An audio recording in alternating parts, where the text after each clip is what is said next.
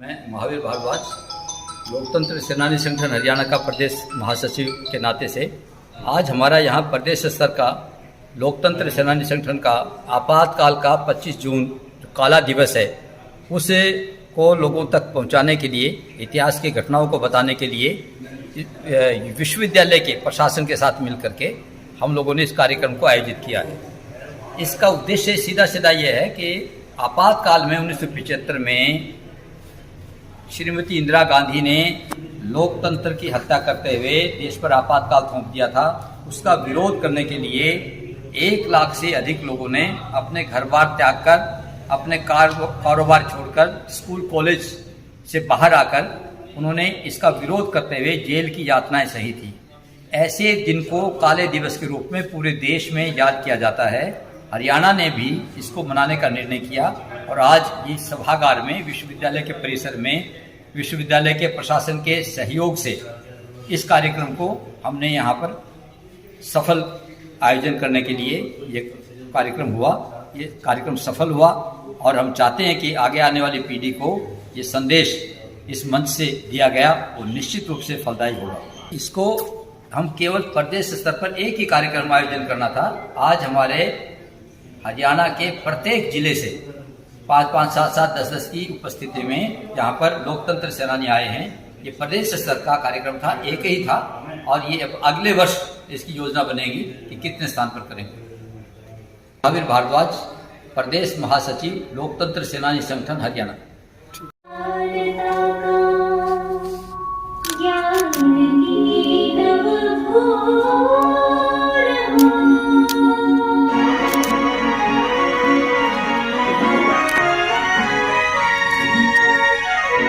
ज्ञान और विज्ञान का जय घोष चारों ओर हो। विश्वविद्यालय गुरु जम्भेश्वर सिरमौर हो, सिरमौर हो।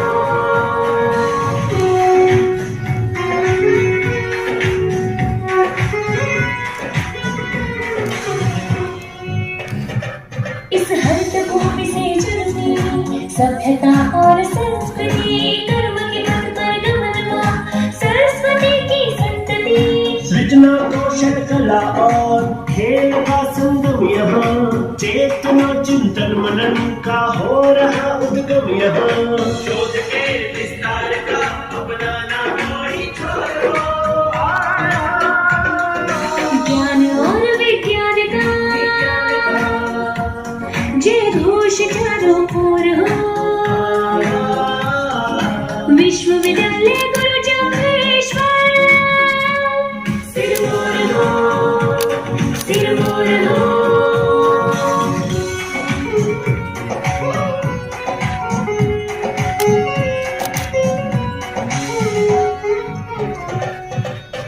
प्रज्ञाबल संपूर्ण हो, विद्यार्थी निर्भय सदा सर्वहित में हो समर्पित राष्ट्र की संपदा।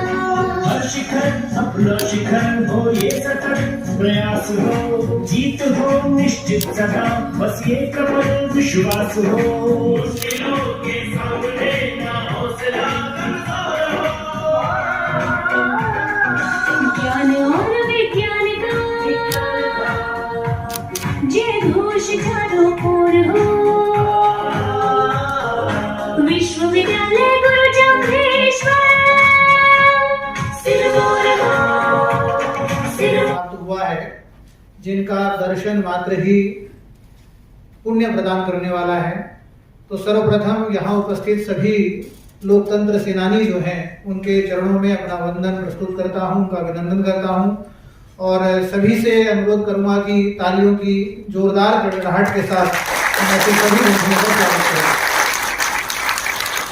कार्यक्रम के मुख्य अतिथि और इस विश्वविद्यालय के और हरियाणा कृषि विश्वविद्यालय के कुल सचिव और इस कार्यक्रम को साकार रूप देने वाले प्रोफेसर अवनीश वर्मा जी, इस कार्यक्रम में मुख्य वक्ता के रूप में अपने बहुमूल्य समय में से समय निकालकर गुड़गांव से विशेष रूप से पधारे लोकतंत्र सेनानी संगठन के प्रदेश महासचिव श्री महावीर भारद्वाज जी और लोकतंत्र सेनानी संगठन के प्रदेश अध्यक्ष के रूप में पूरे प्रांत के लोकतंत्र सेनानियों का मनोबल बढ़ाने वाले ऐसे बड़े वरिष्ठ स्वयंसेवक, और क्योंकि मेरा संघ प्रवेश भी अम्बाला में ही हुआ तो ऐसे हमारे अम्बाला के जिला संघ चालक रहे और बड़े बुजुर्ग हमारे श्री जयप्रकाश गुप्ता जी, आप सबका इस विश्वविद्यालय की ओर से हार्दिक स्वागत और अभिनंदन है। इस कार्यक्रम में इस विश्वविद्यालय के डीन, डायरेक्टर, चेयरपर्सन, विद्यार्थी, टीचिंग, नॉन टीचिंग फैकल्टी के सभी सदस्य उपस्थित हैं। आप सबका भी मैं विश्वविद्यालय की ओर से हार्दिक अभिनंदन और स्वागत करता हूं। किसी कवि ने बहुत सुंदर कहा है कि आजादी मिलती नहीं, ली जाती है मीत, तलवारों के साए के नीचे गाने बढ़ते हैं गीत। तो ऐसे हमारे अनेकानेक स्वतंत्रता सेनानियों के बलिदानों के कारण से, प्रयासों के कारण से 15 अगस्त 1947 को हम स्वाधीन हुए, स्वतंत्र हुए, हमें आजादी प्राप्त हुई और एक सुदृढ़ लोकतंत्र के रूप में हमने अपनी यात्रा प्रारंभ की। और यह लोकतंत्र जो है, जैसे सुभाष जी ने बताया कि भारतीयों की रग रग में बसा हुआ है। तो जब अपने देश के अंदर एक ऐसा मौका आया जब देश के तत्कालीन प्रधानमंत्री श्रीमती इंदिरा गांधी जी के विरुद्ध राज नारायण जी ने 1971 का चुनाव लड़ा है, वो गलत है और उस चुनाव को रद्द किया जाना चाहिए, वह विजय जो है वो रद्द की जाती है, ऐसा इलाहाबाद हाई कोर्ट का निर्णय था, जिस निर्णय को जज जगमोहन लाल सिन्हा जी ने दिया था। तो उसके पश्चात लोकतंत्र का सम्मान तो ये था कि उस निर्णय का स्वागत और सम्मान करते हुए, परंतु जैसा कि अपने देश के हर जनवासी, हर जो अपने देश के लोग हैं उनके खून में लोकतंत्र है, इसलिए इस देश की जनता ने लोकतंत्र को पुनः बहाल करने के लिए और एक आंदोलन छेड़ने का मन बनाया। 25 जून 1975 की रात्रि को यह आपातकाल लागू हुआ और उसके बाद से ही इस आपातकाल को हटाने के लिए लोक संघर्ष समिति बनी और जयप्रकाश नारायण जी, नानाजी देशमुख, इनके नेतृत्व में पूरा आंदोलन देश भर के अंदर विचार परिवार से जुड़े हुए हैं। तो हमारे लिए सौभाग्य की बात यह है कि उन 1,30,000 सत्याग्रहियों में से लगभग 1 लाख ये संघ से जुड़े हुए स्वयंसेवक कार्यकर्ता थे। ऐसे ही उस समय का जो भयंकर कानून जिसके तहत लोगों को बंद किया गया, जिसको मीसा कानून कहते हैं, तो उस मीसा कानून के तहत लगभग 30,000 भगिनी थे। ये भी हमारे लिए एक गौरव का विषय है। थे उनका बलिदान भी इस सारे क्रम में हुआ। मीडिया पर पूरी तरह से सेंसरशिप लगा दी गई थी। तो उस समय लगभग 18 समाचार पत्र जो है वो प्रतिबंधित हुए। कई समाचार पत्रों ने अपने संपादकीय को खाली रखना शुरू कर दिया ताकि एक मैसेज आए कि हमारे छोटे छोटे बच्चों ने भी इसके अंदर अपनी भूमिका निभाई। लगभग 500 शिशु बाल ऐसे भी थे जिनको गिरफ्तार किया गया, क्योंकि ये जो अखबार छपते थे जगह जगह, उन अखबारों को जनता तक पहुंचाने का काम ये छोटे छोटे बच्चे पीछे से खाना दिया जाता था और उनको इस तरीके से प्रताड़ित किया जाता था। वो घर जो घर उनसे संवेदना रखते थे, वो घर जो उनके प्रति सहानुभूति रखते थे, उनको ऐसा सीलबंद कर दिया गया, उनके ऊपर ऐसी ही बुरी नजर से देखा गया कि आप कोई कल्पना भी नहीं कर सकते। उन लोगों ने जो ऐसा होता है कि जैसे समाज से किसी आदमी को निकाल दिया जाए, उस तरीके का एक उनके साथ व्यवहार था। लेकिन जो उनका संकल्प, जो उनकी भावना, जो उनका दृढ़ता थी, वो देखने लगे। मन करता हूँ कि भारतवर्ष के लोग ऐसी ऐसी जगहों पर ऐसी एकजुटता दिखाते हैं कि वो काबिले तारीफ। आज अगर बात देता हूँ, आपको बहुत बहुत धन्यवाद देता हूँ कि आपकी वजह से, आपकी जो दृढ़ता थी, आपकी जो सोच थी, जो आपका संकल्प था, उस वजह से आज हम यहाँ खड़े हैं, आपके सम्मुख हैं, आपसे बात कर रहे हैं, आपसे अपने विचार साझा कर सकते हैं। क्योंकि एक जो ग्रहण लगा वो सिर्फ आपकी आज़ादी के ऊपर, आपके चलने फिरने पर ग्रहण नहीं लगा, आपके विचारों पे भी ग्रहण उठा के ले गए। कुछ प्रोफेसर्स को छोड़ दिया गया, कुछ प्रोफेसर्स को नहीं छोड़ दिया गया, कुछ को 1-2 दिन में छोड़ा, कुछ को बहुत समय तक नहीं छोड़ा। लोग उनसे मिलने जाते, जो मिलने जाता उसको पकड़ लिया जाता, उनके घर पे घेराबंदी होती, उनके घर को नजरबंद किया जाता। ऐसी ऐसी बहुत सी यातनाएं से ही हमारे एक वहाँ प्रोफेसर हुआ करते थे, प्रोफेसर ब्रह्मानंद जी। प्रोफेसर ब्रह्मानंद जी को इमरजेंसी खत्म होने के बाद, उसके बाद उनको सस्पेंड कर दिया। और सस्पेंड किस लिए कर दिया गया कि वो एक टूर लेके गए थे, और उस टूर को ले जाना उनके ऊपर भारी पड़ गया। और वो उनको कुछ इस प्रकार से देखना पड़ा कि फिर बाद में माननीय प्रेमचंद जी, हमारे पिताजी और बहुत सारे प्रोफेसर जाके डीसी से मिले, धरना दिया। तो उसके बाद उनकी बहाली हुई। कुछ लोगों से जिनसे चिट्ठी लिखवाई गई थी उनसे माफी करवाई गई। तो कहने का मतलब कि ऐसा वातावरण बन गया कि आप अशुद्ध हो गए, और अब आपको हर तरीके की यात्राएं दी जाएंगी। आपके ऊपर वो सब कुछ हो, जिन्होंने इस कार्यक्रम में शिरकत की, जिन्होंने ऐसी अपनी सोच का, अपने मनोबल को मजबूत रखा, बहुत बहुत धन्यवाद। जय हिंद, जय भारत। बहाली जो है ये उसी के सदके है। और ये लोग करते क्या थे, मैं आपको एक उसका छोटा सा और उदाहरण देना चाहता हूँ। हमारे सिरसा के हमारे आंदोलनकारी थे श्री श्यामलाल जी। अब हम तो है साधारण नीचे मिट्टी पे बैठ करके निकर झड़काने वाले आदमी हैं, हमें लोग समझते ही थे कच्ची वाले, यहाँ के लोकल भाषा में बोलते थे।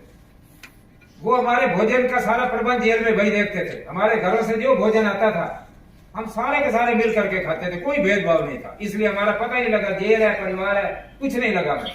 लेकिन मैं आपको एक वहां के व्यक्ति थे समाजवादी, 2nd क्लास के जो जेल उस समय कैदी होते थे, उनको दूध मिलता था। उन्होंने ये कहा भाई बात सुनो, वो जैसे आदत थी हमारी तो दूध सबको बांट के देंगे। वो बोले भाई ये दूध जो 2nd क्लास वालों का 3rd क्लास वालों को क्यों देते हैं। तो दूसरे दिन श्यामलाल जी ने वो हाथ जोड़ करके खड़े हो गए कि मेरे से बहुत बड़ी भूल हो गई। इसको कहते हैं ठंडे दिमाग से एक आंदोलन का संचालन ये राष्ट्रीय स्वयंसेवक संघ ने किया और देश की तानाशाही को उखाड़ करके करता। अब मैं मानिए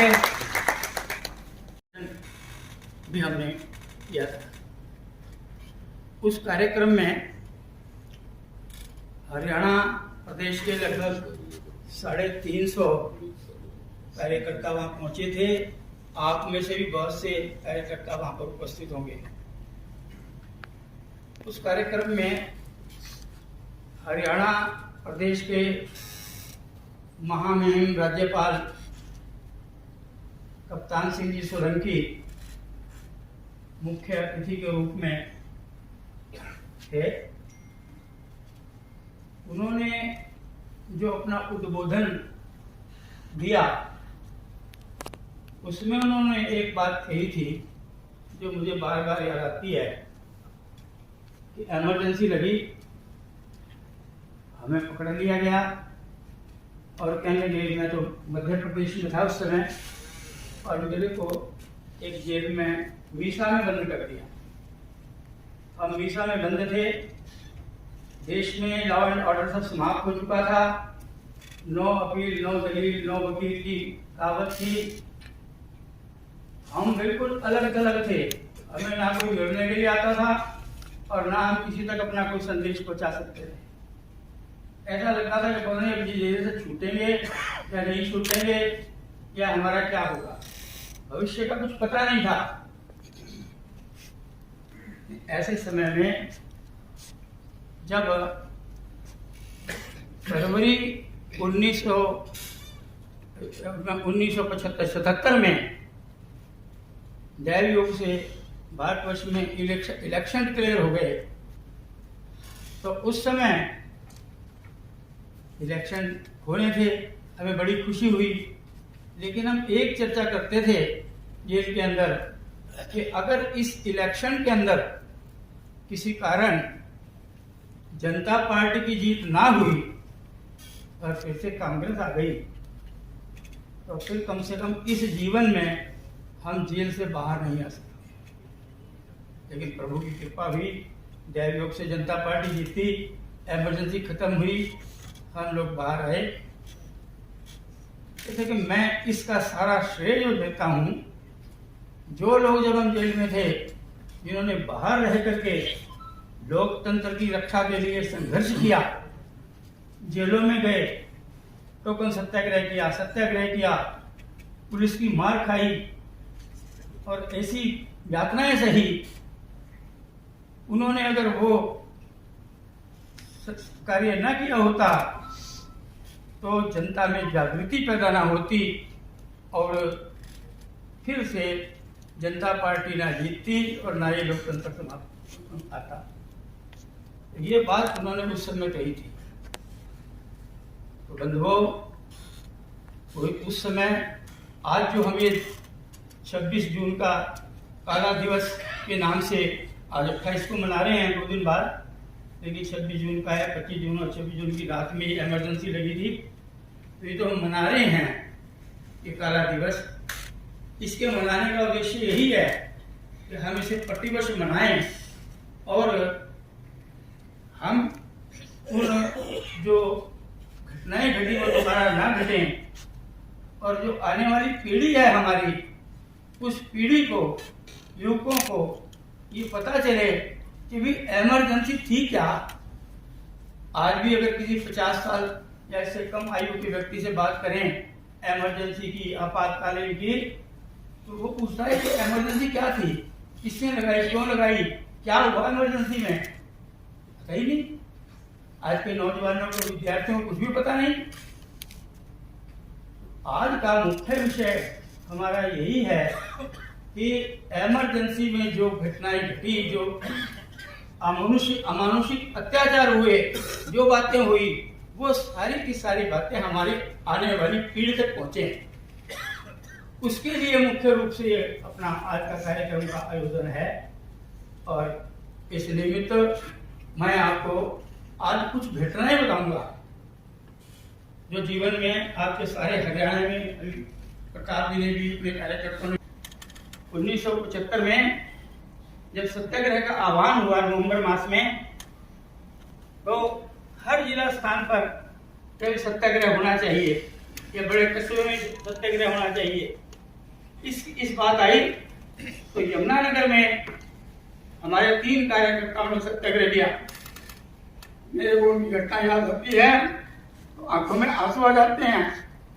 अपने श्रीमान मालिक राम जी दांग, उनके पुत्र आए हुए हैं, हरीश जी और सतपाल जी गुलाटी और एक पवन कुमार जी। पवन कुमार जी उस समय कॉलेज विद्यार्थी थे, युवक थे। इन्होंने सत्याग्रह किया, उनको पुलिस ने पकड़ा। उसके बाद उनको 2-3 दिन थाने में रखा और उनके साथ जो उन्होंने अत्याचार किया, जो उनकी मार पिटाई की, उसको जब देखते हैं, क्योंकि मैंने भी उसी समय में मैंने 23 नवंबर को सत्याग्रह किया था, तो मैं भी उस समय जेल में था। तो जिस समय वो आए 2 दिन के बाद, तो उनकी हालत देखने वाली नहीं थी। उनके सारे घुटने जो थे वो अलग कर दिए थे एक प्रकार से, घुटने, कुल्ले, पूणियां, और वो ना बैठ सकते थे ना लेट सकते थे और जैसे मानो तड़पते थे। पूरा महीना भर उनकी यही हालत रही। इतने अत्याचार उनके ऊपर किए कि अंग्रेजों के जो जुल्म थे उनको भी भुला दिया। बंधुओं, मैंने भी 23 नवंबर को सत्याग्रह किया था। मेरे साथ 4 कॉलेज विद्यार्थी थे। शाम को हमने 4 बजे सत्याग्रह किया, हमें 5 बजे पकड़ करके उसके बाद हम 1 घंटा घूमते रहे बाजारों में। हम बाला सामने के हमें थाने में ले गए। वहां जाकर के पहले तो एसआई जो अपना ले गया था हमें पकड़ के, उसने अपनी भड़ास निकाली। फिर वो एक सीआईडी इंस्पेक्टर आ गया, क्योंकि बीच में उसने मेरे संपर्क किया था, मुझे बुलाया था और मेरे को कहा था कि हमें कुछ बताओ। हमने कुछ नहीं होने वाला, होगा तो बता देंगे।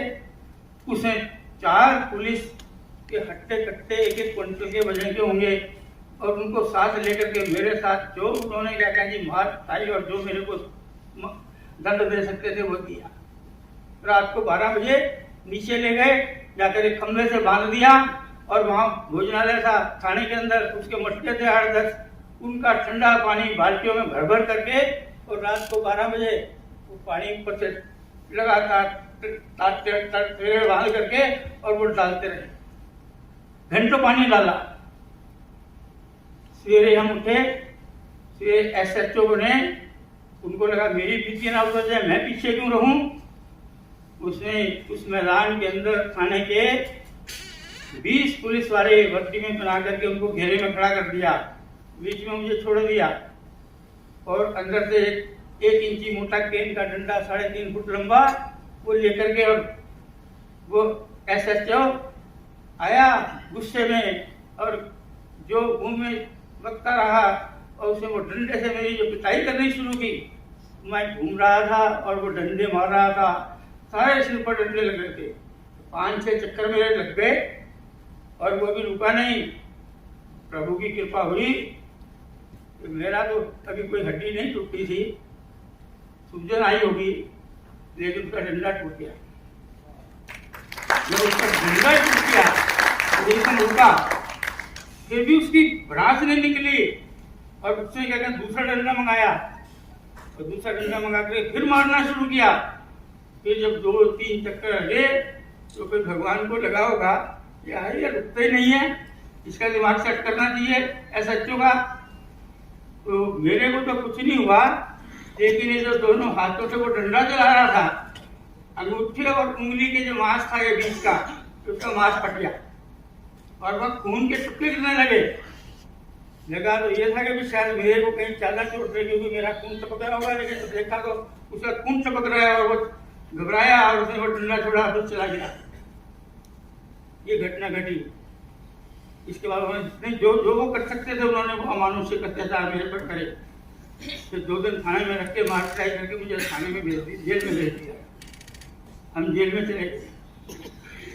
बहुत ही मैं आपको घटना इसलिए बता रहा हूँ कि घटना आपको ध्यान में रहेंगे क्या क्या हुआ, हमने क्या क्या सहा, कोई बात नहीं, लेकिन प्रभु कृपा से मेरी हड्डी कोई नहीं टूटी थी, लेकिन सोचन सारे सिर पर आई हुई थी, सिर का बुरा हाल था।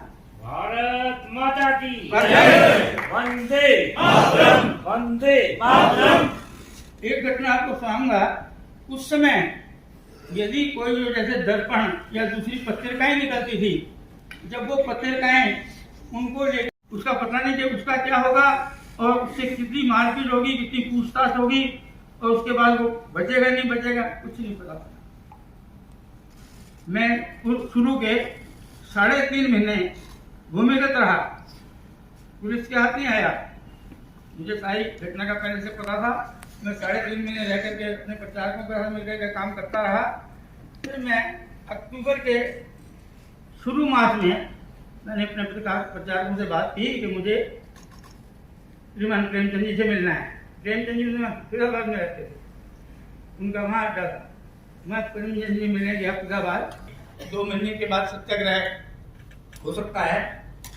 उन्होंने मेरे को वहां से जब जाते हुए एक इतना बड़ा थैला और उसमें इतने बड़े बड़े 3 मंडल और जिसके अंदर सारा साहित्य था इमरजेंसी का, वो बंडल और उसके ऊपर तौलिया डला हुआ, वो मेरे को थमा दिया। कहना कि जयप्रकाश ये थैला ले जाना है तुमने, और तुम रात को 9 बजे मेरी बात से भेंट हुई थी, रात को बातचीत हुई। उसके बाद वो कहने के सवेरे निकल जाओ, 4 बजे निकलो यहाँ से और फिरोजाबाद से दिल्ली, दिल्ली से जाना। तो ये थैला ले जाओ, इसमें 3 बंडल हैं। एक बंडल तो आपने सोनीपत में देना है। सोनीपत के कार्यकर्ता बैठे होंगे, वहां अपने कार्यकर्ता सुंदरलाल जी पान थी उनकी, और एक बंडल पानीपत में देना है और एक बंडल आपने ले जाना अंबाले। जब सत्याग्रह होगा तो उस समय ये बंडल निकाल करके पर्चे भी बटने चाहिए। और बड़ी परीक्षा भी थी, काम था।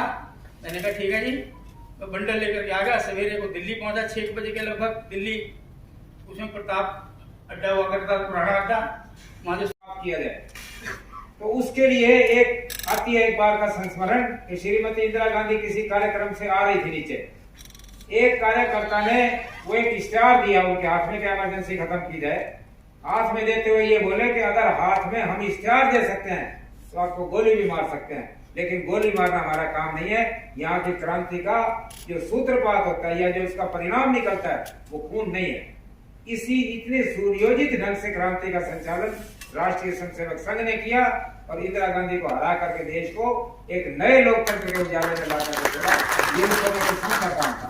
मैं अब माननीय आज के मुख्य अतिथि प्रोफेसर बलदेव राज कंबोज जी से अनुरोध करूंगा कि वो भी अपने मार्गदर्शन के ये याद दिलाने के लिए न केवल किसी के माध्यम से बल्कि स्वयं जिन सम्माननीय व्यक्तित्वों ने उस पीड़ा को सहा है और उसका वर्णन जब इस मंच से हो रहा था तो मुझे लगता है कि जो हमारी युवा पीढ़ी, हमारे विद्यार्थी यहाँ पे बैठे हुए हैं, जिन्होंने उस मंजर को, उस समय को, उस कालखंड को नहीं देखा है, उनके लिए सुनना भी कितना पीड़ादायी होगा, उससे आप अंदाजा लगा सकते हैं कि वो कितना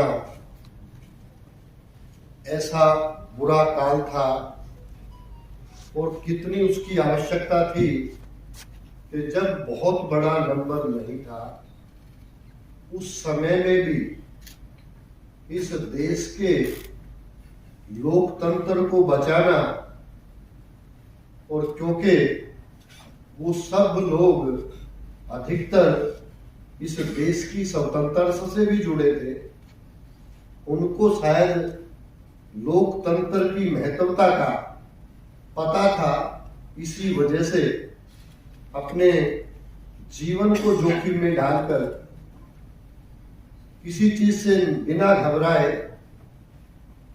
और उस लोकतंत्र को न केवल कामयाब किया बल्कि आज भी हमारी पीढ़ियां भी उसको याद रखें, उस चीज को ध्यान में रखते हुए ये कार्यक्रम आयोजित किया गया। मैं आयोजकों के प्रति आभार भी व्यक्त करता हूँ, नमन भी करता हूँ, वंदन भी करता हूँ और अपने आप को सौभाग्यशाली भी मानता हूँ कि मैं भी इस कार्यक्रम का हिस्सा हूँ। घटना को पूरा उसका वर्णन, और क्योंकि आज हम यहाँ पे हमारे सबका नहीं होगा, लेकिन फिर भी एक दो बातें जो आज समाज के सामने है, इस तरह का कालखंड जब हमारे बीच में आता है तो कहीं ना कहीं हम लोग प्रेरणा भी देके जाता है। तो वो ये कहता है कि जीवन में यदि कोई भी इस तरह का अवरोध पैदा हो, कोई पैदा करने की कोशिश करे, उस समय में भी हमें संतुलन बनाते हुए अपने भारतवर्ष की रक्षा करनी है, अपने देशवासियों के अधिकारियों की रक्षा भी करनी है। और कोई भी इस तरह की विरोधी ताकत इस देश को तोड़ने में, इस देश के युवा को उसके सद्मार्ग से विचलित करने में कोई आती है तो निश्चित रूप से हमें उसका आज भी डटकर सामना करना है। और जो मेरे सामने आज ये लोकतंत्र सेनानी बैठे हुए हैं, मैं तो इनको नमन भी करता हूँ, इनसे प्रेरणा भी लेनी है कि हम इससे ज्यादा बढ़ चढ़कर अपने देश को भी ऊपर लेके जाएंगे और इस तरह के किसी भी कुप्रघात से अपनी पीढ़ियों को बचाएंगे। और ऐसी बहुत सी समस्याएं आज समाज के सामने है, ऐसी बहुत सी चीजें जिनको हम मानते हैं कि आज वो भी कहीं ना कहीं हमारे लोकतंत्र पे, हमारे अधिकारों पे एक अवरोध है। हम अपनी आजादी को ठीक तरह से नहीं जी पाएंगे, हम अपने देश को निश्चित रूप से विश्व गुरु बनाने में जो एक हमारा प्रयास है उसको कहीं ना कहीं थोड़ा सा धक्का लगेगा। ऐसी सभी बातों को आज मैं चाहूंगा इस मंच से, इस कार्यक्रम को हम मानते हुए कि यहाँ से हमें कुछ शिक्षा और प्रेरणा मिलेगी, उसको ध्यान में रखते हुए सामाजिक बुराइयों से लड़ने का जो प्रयास है वो हम जारी रखेंगे, ताकि हमारा लोकतंत्र जो सुरक्षित था, सुरक्षित है, सुरक्षित रहेगा। हम सबको उसमें अपनी आहुति देनी पड़ेगी। इन्हीं शब्दों के साथ मैं अपनी वाणी को विराम दूंगा, आपके प्रति आभार व्यक्त करते हुए। बहुत बहुत धन्यवाद। जय भारत।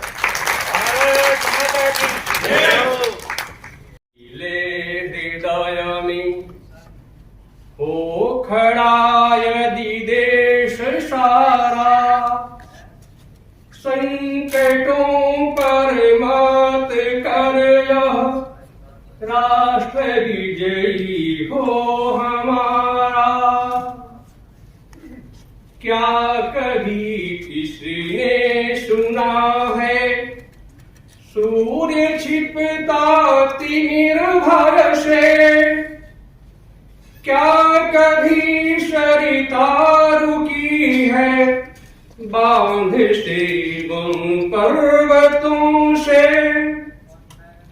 जो न रुकते मार्ग चलते, चीर कर सब संकटों को, वर्ण करती कीर्ति उनका, छोड़ कर सब असुर दल को। ध्येय मंदिर के पथिक को, कंटकों का ही सहारा, संकटों पर मात कर राष्ट्र विजयी हो हमारा। हम न रुकने को चले हैं, सूर्य के यदि पुत्र हैं तो। हम न हटने को चले हैं, चरित की यदि प्रेरणा तो। चरण अंगद ने रखा है, आ उसे कोई हटाए। दहकता ज्वालामुखी आ उसे कोई बुझाए।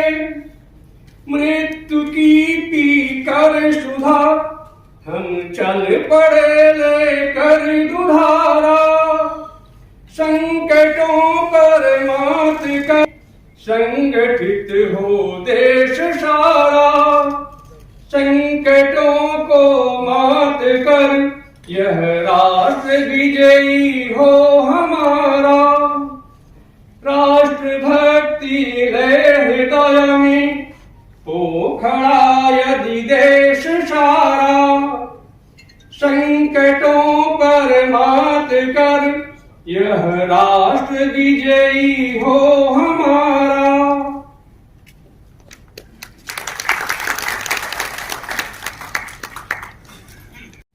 माननीय बलदेव राज कंबोज जी, 2 विश्वविद्यालयों के कुलपति, कार्यक्रम के अध्यक्ष श्री जयप्रकाश जी गुप्ता,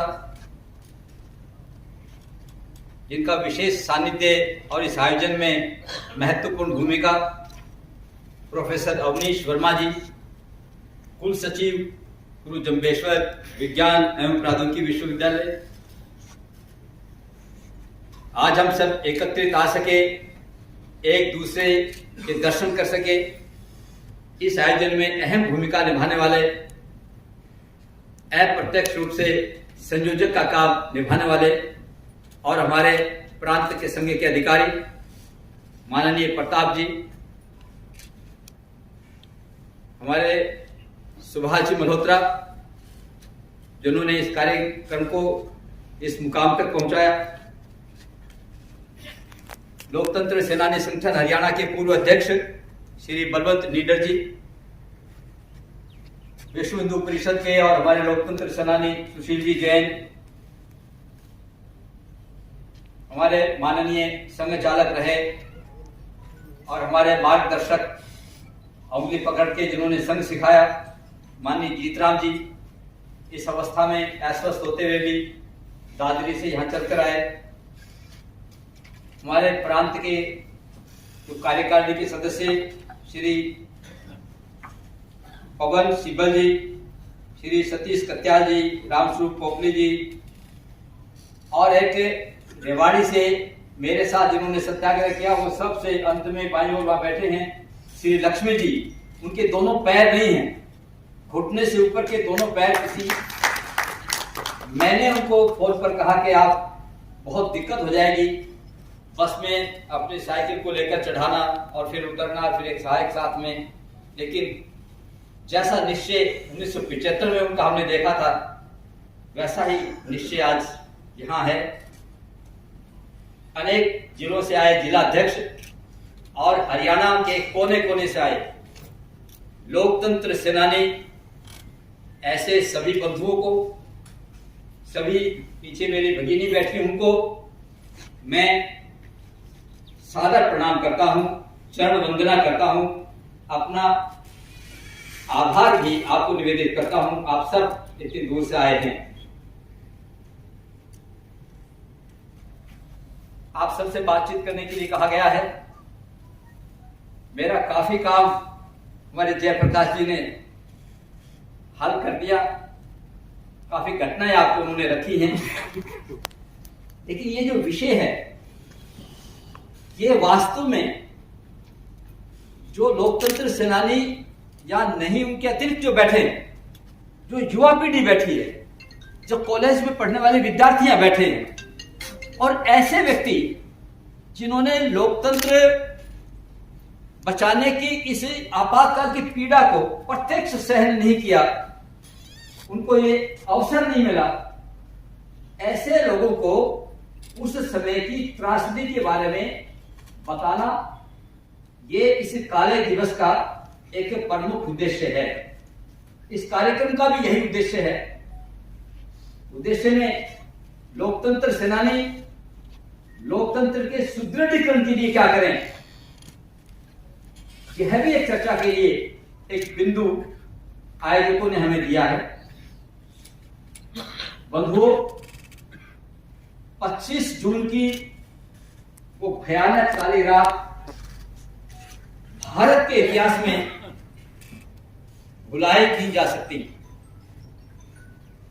सारा देश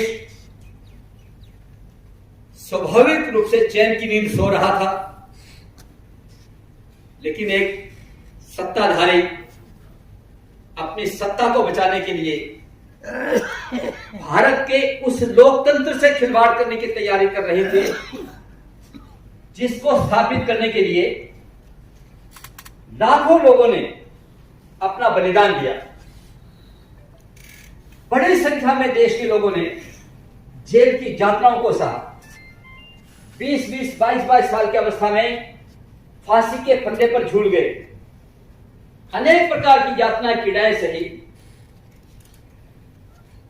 ऐसा इतिहास, क्रांतिकारी इतिहास, ऐसे त्याग का इतिहास, ऐसे बलिदान का इतिहास रचने के पश्चात जिस लोकतंत्र को स्थापित किया गया, उस लोकतंत्र को केवल और केवल अपनी सत्ता को बचाने के लिए श्रीमती इंदिरा गांधी, उस समय के सत्ताधीश,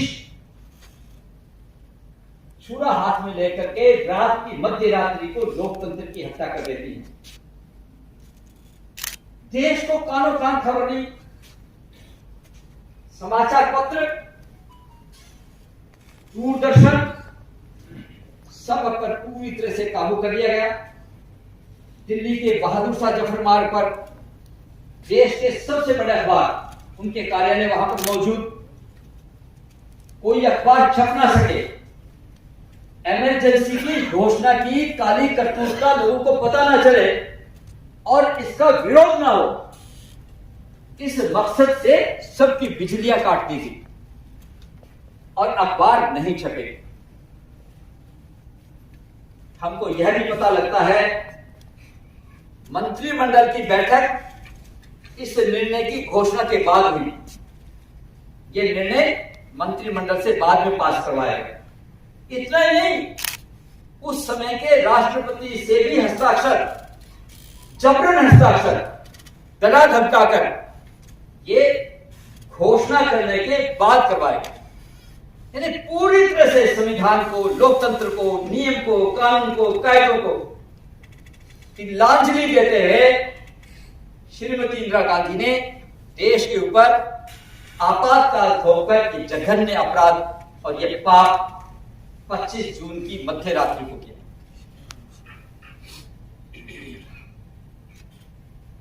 ये क्यों किया? हम सबको तो ध्यान है जिन्होंने इस आपातकाल को भोगा है। मैं युवा पीढ़ी के लोगों को बताना चाहता हूं, 12 जून को इलाहाबाद हाईकोर्ट का एक निर्णय आया। 1971 के चुनाव में श्रीमती इंदिरा गांधी ने रायबरेली से चुनाव लड़ा और सोशलिस्ट नेता राजनारायण उनके खिलाफ उम्मीदवार बने। चुनाव में राजनारायण की हार हुई, इंदिरा गांधी की जीत हुई, लेकिन उन्होंने इलाहाबाद में याचिका दायर की और याचिका में लिखा कि श्रीमती इंदिरा गांधी ने, उसके सरकारी कर्मचारियों ने सत्ता का, पैसे का और अपने पद का पूरी तरह से दुरुपयोग किया। मामला चला और अंत में यह निर्णय आया कि श्रीमती इंदिरा गांधी को दोषी पाया गया और उसे अवैध करार उनके चुनाव को घोषित कर दिया गया। ऐसा निर्णय भारत का कोई जज करेगा, ऐसी कल्पना कम से कम श्रीमती इंदिरा गांधी को नहीं थी। एकदम से ऐसा निर्णय आने के पश्चात पूरी तरह से पूरे केंद्र में ही नहीं, देश के अधिकांश राज्यों में काबिज उस श्रीमती इंदिरा गांधी को लगा कि मेरे लिए ये बहुत बड़ी चुनौती है। उसी समय, ठीक उसी अवस्था, उसी समय काल में जयप्रकाश नारायण जी ने 1974 से एक आंदोलन खड़ा किया था, समग्र क्रांति का। और उस आंदोलन में गुजरात और बिहार के विद्यार्थियों ने एक वर्ष के लिए अपने कॉलेज, अपने विश्वविद्यालयों को छोड़कर सड़कों पर आंदोलन में शामिल होने के लिए आ गए थे। उनका नारा था कि देश में भ्रष्टाचार बहुत बढ़ गया और आमूल परिवर्तन होना चाहिए। सारा देश जयप्रकाश जी के पीछे खड़ा हो गया था। 25 जून को दिल्ली के रामलीला मैदान में देश की सबसे बड़ी एक रैली आयोजित हुई, जिसमें भारत के सभी विपक्षी दलों के शीर्ष नेता उसमें उपस्थित थे। नाम भी आप सब जानते होंगे, अटल बिहारी वाजपेयी थे, मोरारजी देसाई उसमें थे, चंद्रशेखर उसमें थे, मोहन धारिया उसमें थे, लाल कृष्ण अडवाणी उसमें थे। ऐसे जितने भी राजनीतिक दल थे उनके शीर्ष नेता उसमें थे। और वह रैली 25 जून से पहले कभी ऐसी रैली नहीं हुई, इस प्रकार की रैली हुई। जयप्रकाश नारायण जी ने खड़े होकर के और एक नारा दिया, एक घोषणा की, एक आह्वान किया कि सिंहासन खाली करो, जनता आती है। और इस नारे ने, जनता आ रही है, सिंहासन खाली करो, भ्रष्टाचारियों सिंहासन से नीचे आओ। इंदिरा गांधी के शासन की चूल्हे हिल गई और उसी समय से उनको यह लगा और अधिक मैं इस कुर्सी पर रह नहीं सकती। अगर उसमें थोड़ी सी भी नैतिकता होती, थोड़ी सी भी मर्यादा होती, कोई संस्कार होते, अगर देश के प्रति कोई प्यार होता, संविधान के प्रति कोई लगाव होता, न्यायालय का कोई सम्मान होता उसके मन में, तो निर्णय के तुरंत पश्चात बिना एक पल गंवाए उसे त्याग पत्र दे देना चाहिए था। लेकिन उसने इस देश को लोकतंत्र में समझकर इसको अपनी जागीर और अपनी रियासत समझा कि अगर मैं अभी शासन छोड़ देती हूं, सत्ता छोड़ देती हूं, तो मेरे आगे आने वालों का क्या होगा, मेरे बेटों का क्या होगा। इस बदनीयती से 25 जून को आपातकाल देश में थोप दिया। राष्ट्रीय स्वयंसेवक संघ जो सबसे बड़ा संगठन, विश्व का सबसे बड़ा संगठन था, उस वक्त पहले से ही उनका कोप हमारे पर संगठन पर जारी रहता था, प्रतिबद्ध लगा, आनंद मार्ग पर प्रतिबद्ध लगा और धड़ाधड़ लोगों की गिरफ्तारियां शुरू हो गई। 25 जून की रात को ही हमारे राजनीतिक दलों के जितने शीर्ष नेता थे उन सबको गिरफ्तार कर लिया गया।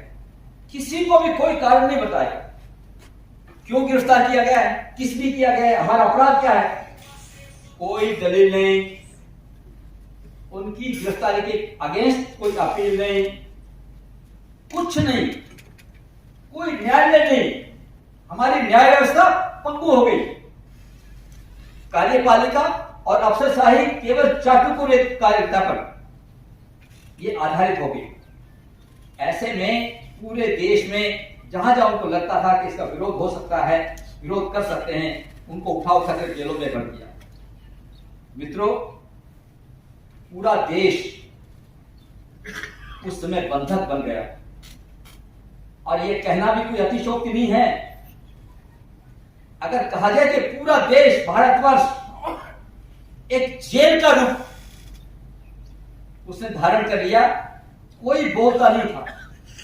अगर पिता अपने पुत्र से कोई बात कर रहा है, अपने व्यापार की और अपने परिवार की बात कर रहा है, तो भी वह जानबूझ करके अपने सुर को नीचा करता था, कोई सुन ना ले। कोई सीआईडी वाला, कोई पुलिस वाला, कोई इसको गलत ना समझ ले। इतना भय का वातावरण हम लोगों ने और आप में से बैठे अनेक लोगों ने प्रत्यक्ष उसको देखा ही है। ऐसा वातावरण जैसे किसी के कोई अधिकार तो थे ही नहीं। हमारे संविधान में से आप मौलिक अधिकार उठाकर एक तरफ रख दो, क्या है उसके पीछे बचेगा क्या? कुछ नहीं। केवल कानून की आपराधिक धाराएं व्यक्ति का जैसे कोई आत्मा निकाल करके, उसके प्राण निकाल करके एक तरफ रखते, ऐसे ही मौलिक अधिकार हमारे संविधान के प्राण हैं, जिसके कारण से हम जिंदा रहते हैं, जिसके कारण से हम सर्वाइव करते हैं, स्वाभिमान से रहते हैं। कोई बोल नहीं सकता, अभिव्यक्ति की आजादी नहीं। सारे अधिकार जितने भी हैं उसका वर्णन करने का यहाँ कोई हेतु नहीं है। ऐसा ये हाई कोर्ट के निर्णय के पश्चात आपातकाल जब हम पर आया तो देश से ये सब वंचित हो गया। साथ मिलकर सत्याग्रह करने का फैसला किया और उस समय कोई चारा नहीं था, लेकिन उस वातावरण में सत्याग्रह करना यानी स्वयं अपनी गिरफ्तारी देना, इंदिरा गांधी के खिलाफ कोई बोलना, उस समय की सरकार के खिलाफ आवाज उठाना, ये कोई आसान काम नहीं था। मैं ये कहूंगा क्योंकि प्रत्यक्ष हमने आपातकाल तो देखा है, हमने आजादी की लड़ाई को नहीं देखा, उसको सुना है, उसको पढ़ा है। शायद इतना आतंक, इतना खौफ ये उस समय भी नहीं रहा होगा, क्योंकि अंग्रेज उन्होंने जुल्म ढाए, सजाएं दी, यातनाएं दी, लेकिन हमारे भारत के लोग, हमारे भारत की पुलिस, हमारे भारत के शासक उनसे आगे निकल गए। और हरियाणा तो जैसे नीम पर करेला चढ़ जाए और फिर उसका स्वाद देखिए आप। या तो दुर्भाग्य से बंसीलाल जी की सरकार यहां थी और उनका केवल और केवल एक हेतु था, इंदिरा गांधी को और उसके दुष्ट, अत्याचारी और निरंकुश तानाशाह शासक संजय गांधी को कैसे खुश किया जाए। तो अभी जयप्रकाश जी जो बता रहे थे, ये उसी श्रृंखला का, उसी विचार का, उसी चाटुकारिता का परिणाम था कि वो ये दिखाना चाहते थे इंदिरा गांधी को कि मेरे हरियाणा में सत्याग्रह नहीं हो सकता, लेकिन वारे डॉक्टर हेडगेवार की भट्टी में तपे हुए संघ के स्वयंसेवकों को मुख्यमंत्री की रैली में, मुख्यमंत्री के कार्यक्रम में चुनौती के साथ सत्याग्रह किया। भले ही उनके बाद में कुछ शारीरिक अवस्था कुछ रही होगी, कुछ दंड मिला होगा, लेकिन कोई स्थान हरियाणा का ऐसा नहीं छोड़ा जहां से युवकों ने सत्याग्रह नहीं किया। अनेक घटनाएं ऐसे हमारे सामने हैं।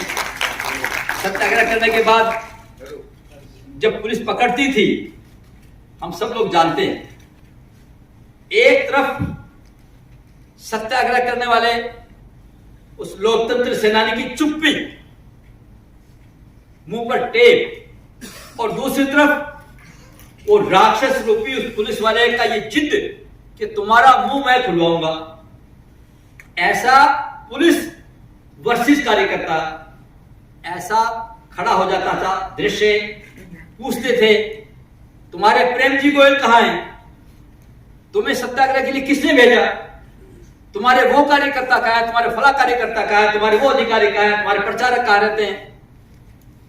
लेकिन पूरे भारतवर्ष में, ध्यान से सुनो मित्रों, देश बहुत बड़ा है, पूरे देश में एक भी किसी सत्याग्रह करने वाले या पुलिस के द्वारा पकड़े गए एक भी कार्यकर्ता ने अपना मुंह नहीं खोला, एक भी कार्यकर्ता। ये विश्व के इतिहास की सबसे बड़ी घटना है। स्वाधीनता के संग्राम में क्रांतिकारियों ने अपनी बलिदान दिए, अपनी जान की बाजी लगा दी, लेकिन इतिहास में भी, इतिहास का विद्यार्थी हूं, मैंने उसको पढ़ा, उसमें कहीं कहीं कुछ कम, पूरी शिद्दत के साथ। और मैं इस युवा पीढ़ी से ये बताना चाहता हूं, ये जो अभी बैठे हैं, कोई 70 साल का है, कोई 75 साल का है, कोई 90 साल का है, उस समय ये सब युवा रहे थे, युवावस्था थी, और सत्याग्रह करके जाना उस हालात में, उस आपातकाल में, इंदिरा गांधी के कुचक्र में, इंदिरा गांधी मुर्दाबाद, आपातकाल हटाओ, ऐसा नारा लगाने का मतलब क्या है?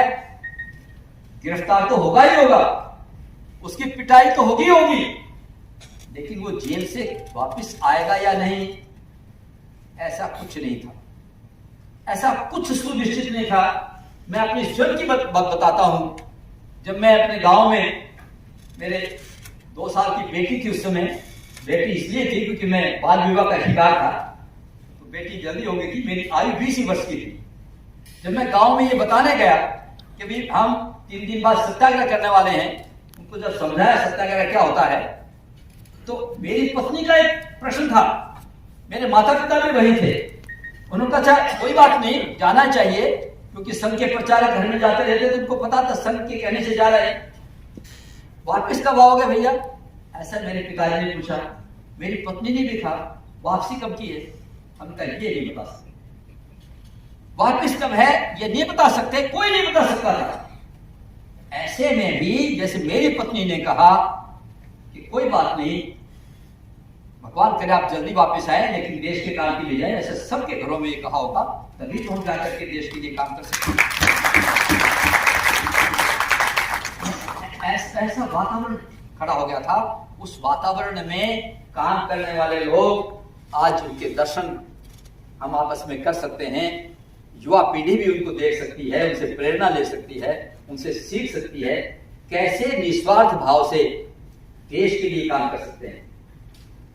कैसे कैसे खतरे थे, अब उनको सबकी चर्चा करना संभव नहीं है। अब ये दर्पण, अब रेवाड़ी में क्या घटना है नारनौल में नहीं पता, हिसार में क्या हुआ है भिवानी में नहीं पता, तो कैसे बताया जाए।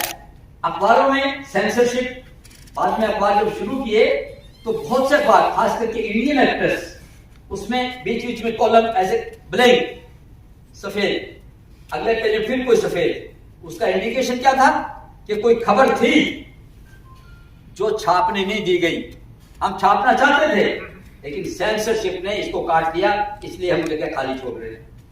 पता ही नहीं था कहां क्या हो रहा, खबर वही छपती थी जिसको छपवाते थे। ऐसे में एक दर्पण नाम से अपने हरियाणा में पत्रिका शुरू हुई।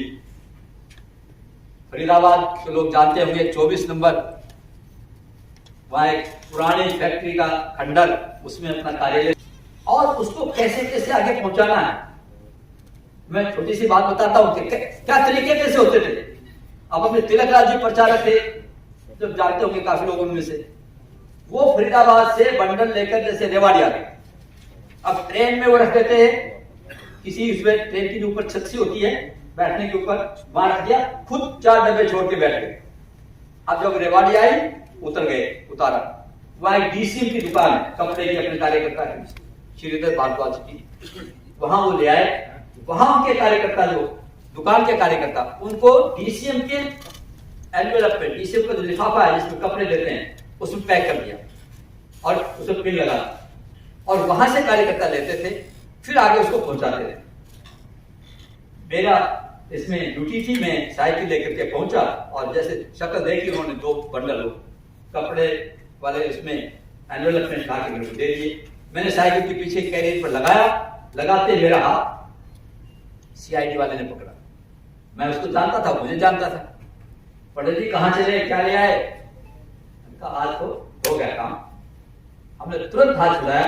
मैंने कहा कुछ नहीं, ये कपड़े लिए हैं और साइकिल, उसके पास भी साइकिल थी। अब मुझे नहीं पता कि वो कितना पीछे कितनी दूर तक आया, पर मैं 2.5 घंटे तक रुका नहीं। अब रेवाड़ी की गलियां तो मैं जानता था, मैं रेवाड़ी का सायं कार्यवाह था उस समय, मुझे पता था किधर से जाना। वो कहीं कहीं घंटा आध घंटे बाद छूट गया होगा। ऐसी घटनाएं घटती। कार्यकर्ताओं को सूचना दी कि ये सामान यहां से वहां पहुंचाना है। ऊपर से अधिकारी का संदेश आया। एक दिन वहां रेवाड़ी में नारनौल से साइक्लोस्टाइल मशीन लेके आनी, वो छोटी सी ऐसे अटैची घुमा होती थी, उसी से ही हम साइक्लोस्टाइल करके समाचार इधर उधर भेजते थे। अब सूचना तो आगे, सूचना देने वाले अधिकारी को नहीं पता मुझे 102 का बुखार, 102 डिग्री। अब मैं उनको ये बताऊं कि मुझे बुखार है, नहीं पालन करना है कार्यकर्ता को पता नहीं महावीर जी को बुखार है। मैं नारनौल गया, साइक्लोस्टाइल मशीन ली और स्टेशन पर आया। तबीयत खराब होने की वजह से पुलिस वाले ना बड़े बारीकी से देखते हैं किसकी चेहरा कैसा है, और यही काम था कि ढूंढो ऐसे लोगों को।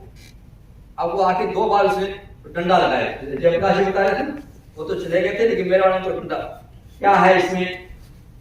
हमने कहा तुम्हें दिखता नहीं कि क्या है? अच्छा मैं पूछ लिया तो क्या हो गया? फिर गया, फिर चक्कर काट के फिर उसको मारा डंडा। हमने कहा भाई आज तो ये इसको खोलेगा, देखेगा और ये पकड़े जाएंगे। पकड़े जाने की चिंता नहीं थी किसी कार्यकर्ता को, जेल जाने की चिंता तो थी ही नहीं, क्योंकि एक बार होके जमानत पर फिर आगे थे, उन्होंने अपना आप छोड़ दिया था, जमानत भी नहीं, जमानत तो किसी कार्यकर्ता ने ली।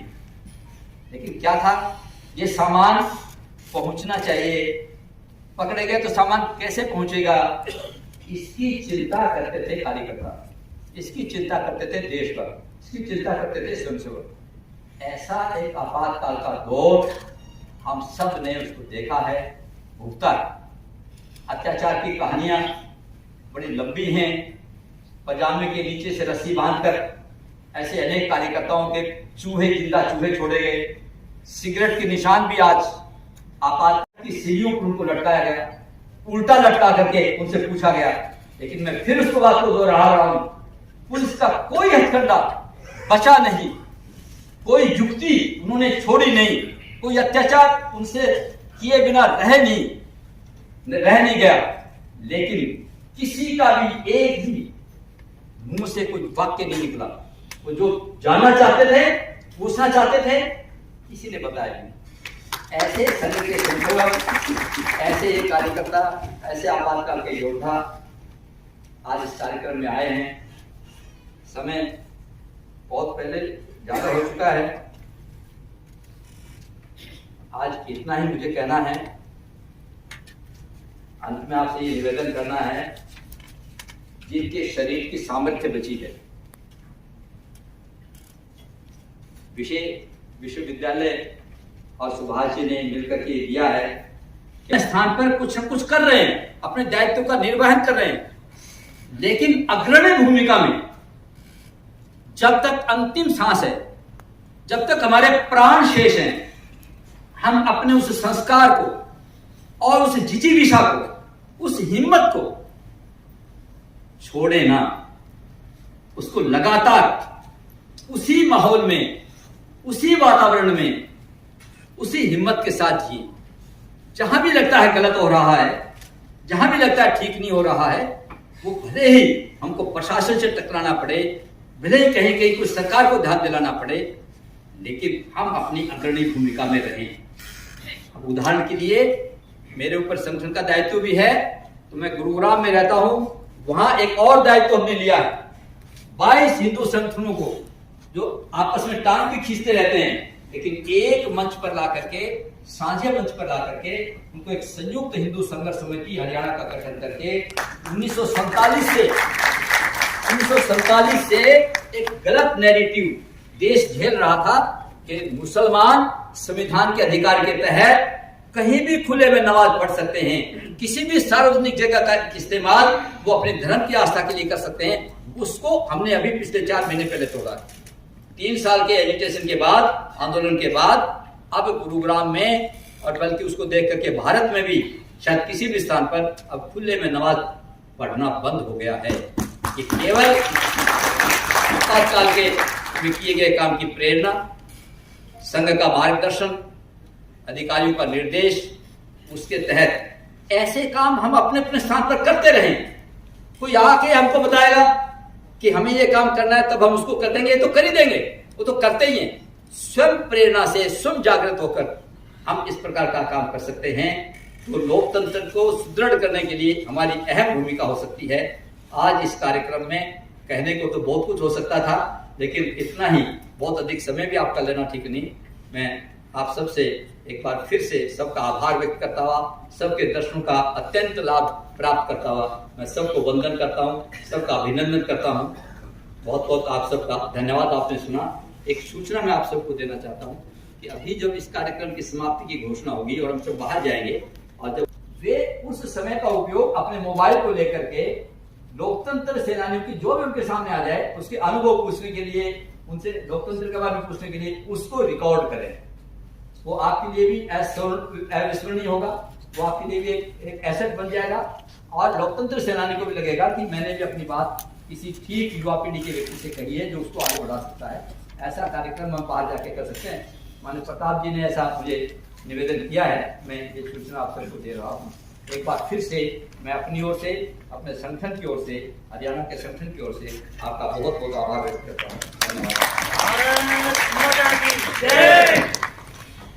सेनानी संगठन हिसार की ओर से मैं माननीय कुलपति प्रोफेसर बलदेव राज कंबोज जी एवं रजिस्ट्रार श्री प्रोफेसर अवनीश वर्मा जी का हृदय से आभार व्यक्त करता हूँ। विभिन्न प्रदेश की विभिन्न स्थानों से आए लोकतंत्र सेनानियों एवं उपस्थित सभी महानुभावों का धन्यवाद। अंत में मैं स्वागत अध्यक्ष श्री प्रताप सिंह जी, विश्वविद्यालय का आभार सभागार कर दिया उन्होंने सब। ठीक है, करो, क्या कह रही अभी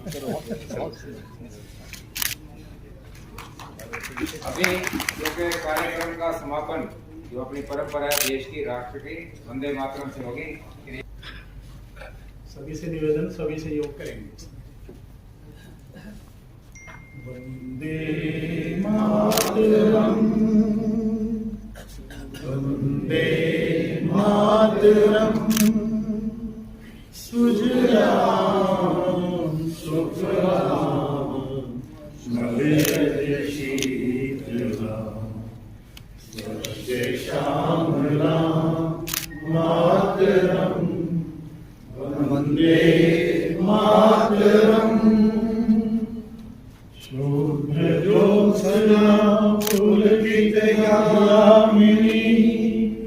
फुल्लकुसुमित नूतन शोभिनी सुहासिनी सुमधुर भाषिणी सुखदां वरदां मातरम, वंदे मातरम, वंदे मातरम, वंदे मातरम।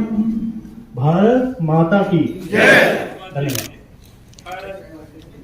का ये प्रयास, इसका उद्देश्य ये था कि आने वाली जो नौजवान पीढ़ी है जिसको पता ही नहीं आपातकाल क्या था और इसका उद्देश्य क्या था, देश के ऊपर कितनी बड़ी एक महान दुर्घटना आई और वो समाप्त हुई, उसका अवलोकन उनको हो। और इसकी हमारी ये मांग भी ये थी कि आगे इसको स्कूलों के पाठ्यक्रम में भी इस दुर्घटनाओं का सब वर्णन हो, ताकि आने वाले नौजवान पीढ़ी देश के अंदर फिर से दोबारा तानाशाही स्थापित करने की हिम्मत न कर पाए कोई, ये संदेश लेके जाए। इस कार्यक्रम का केवल और केवल यही उद्देश्य है।